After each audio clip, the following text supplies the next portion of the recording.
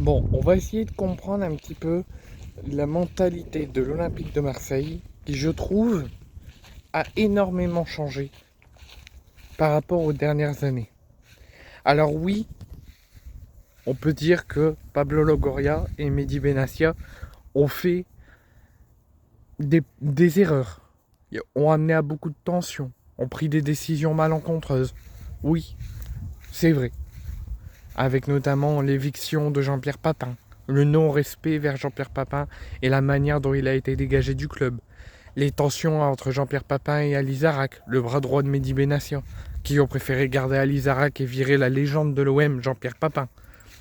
Le bras de fer entre Ali Zarak et Chancel Mbemba, qui ont traité comme un chien Chancel Mbemba en le laissant à la grille plus de 20 minutes pour qu'il soit en retard et qu'il se fasse sanctionner d'une retenue de salaire et d'une grosse sanction par la direction du club au moment de son arrivée avec la réserve.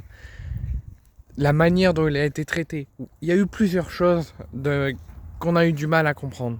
Le départ de Payet, alors qu'il aurait pu rester encore de nombreuses années au club, qui ont décidé de le faire partir. Le départ de Steve Mandanda.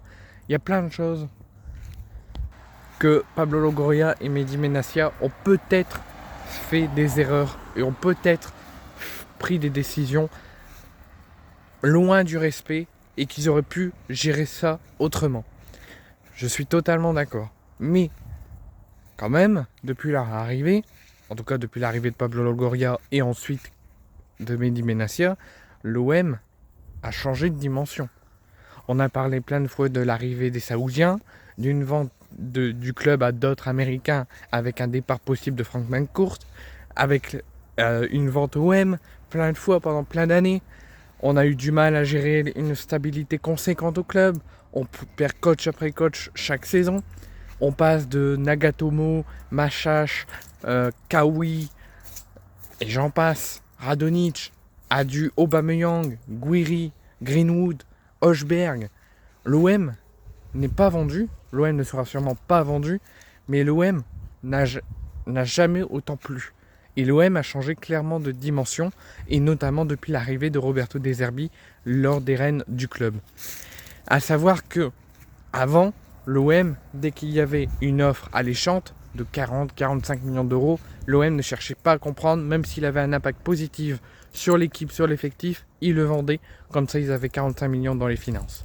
Maintenant, peu importe l'offre, l'OM ne réfléchit plus, l'OM garde ses joueurs et amène de la stabilité.